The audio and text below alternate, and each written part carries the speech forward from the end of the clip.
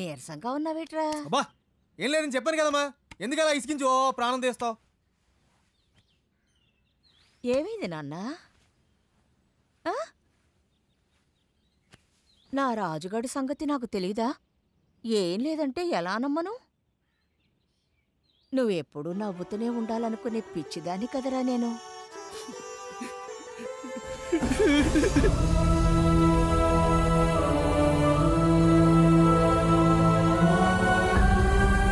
Sorry అమ్మా, ఏదో చిరాకులు అరిచాను. ఏ నాన్నా, ఏమైందిరా? ఉజ్జుకు పెళ్ళమ్మా.